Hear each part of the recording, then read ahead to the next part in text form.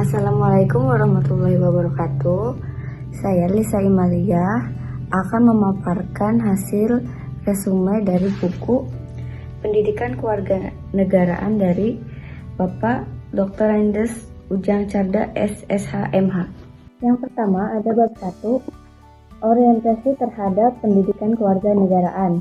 Dalam konferensi Menteri Pendidikan negara-negara berpenduduk besar di New Delhi tahun 1996 menyepakati bahwa pendidikan abad ke-21 harus berperan dalam hal yang pertama mempersiapkan masyarakat yang bertanggung jawab, yang kedua pembangunan kelestarian lingkungan hidup, yang ketiga menyelenggarakan pendidikan yang berorientasi pada penguasaan.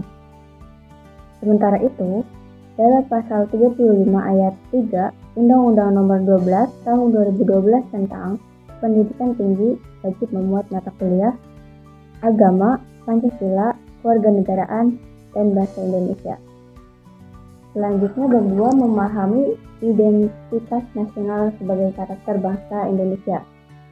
Asal-usul nenek moyang Indonesia berasal dari Asia Tengah semenjak tahun 2000 SM sampai dengan 500 SM dari zaman batu hingga zaman perunggu.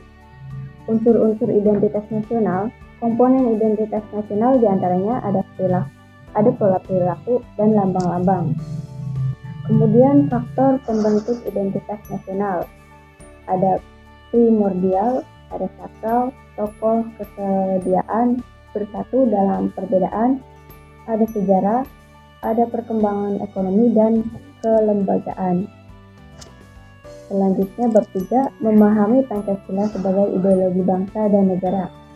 Ideologi nasional berupa kumpulan pikiran-pikiran rakyat yang mengandung pandangan tentang keadaan bangsa dan memberi arah serta dorongan bagi masyarakat Indonesia. Putusan Mahkamah Konstitusi berdasarkan seluruh pertimbangan permohonan para pemohon sepanjang mengenai frase 4 pilar berbangsa dan bernegara, yaitu Majelis Hakim dalam amar putusannya mengadili menyatakan mengabulkan permohonan para pemohon, menolak permohonan para pemohon untuk selain dan selebihnya, memerintahkan pemuatan putusan ini dalam Berita Negara Republik Indonesia sebagai semestinya.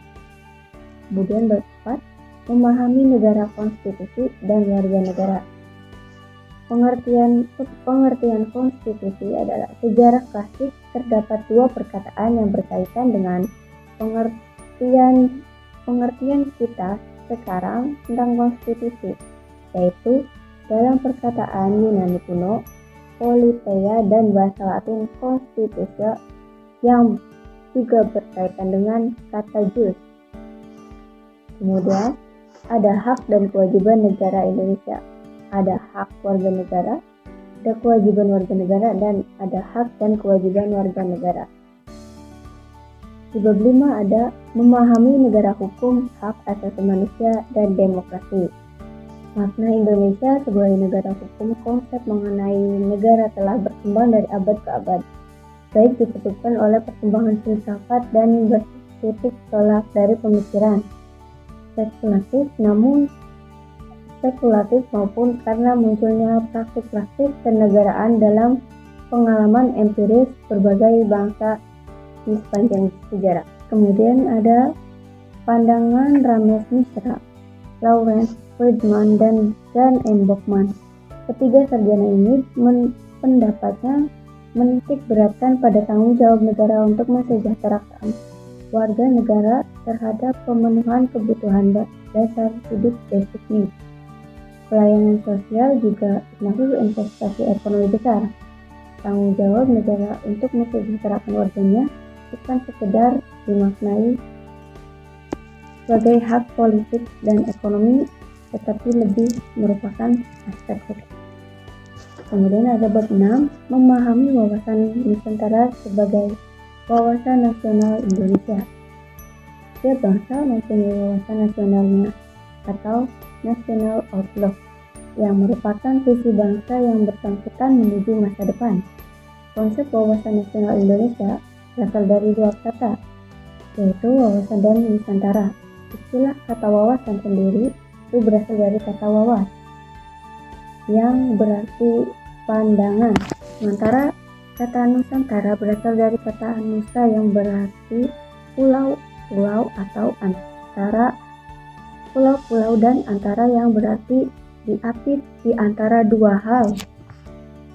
Kemudian ada landasan, hakikat, dan asas-asas wawasan Nusantara, di antaranya ada A.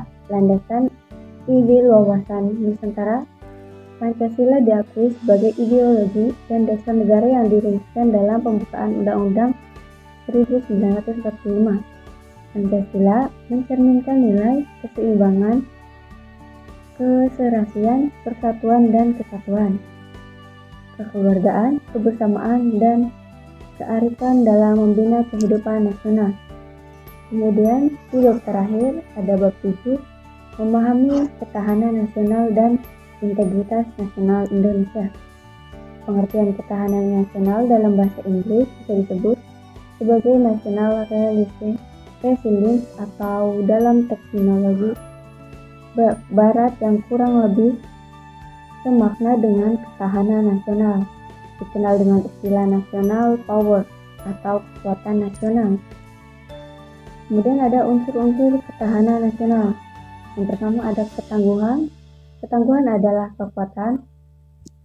Yang kedua ada keuletan. Keuletan adalah usaha secara giat. Kemudian ada identitas. Dan identitas adalah ciri khas suatu bangsa atau negara. Yang D, integritas adalah kesatuan menyeluruh dalam kehidupan nasional bangsa. Yang terakhir ada ancaman. Ancaman adalah hal atau usaha yang bersifat mengubah atau merombak kebiasaan. Itu saja yang dapat saya paparkan pada materi kali ini. Kurang dan lebihnya mohon maaf. Assalamualaikum warahmatullahi wabarakatuh.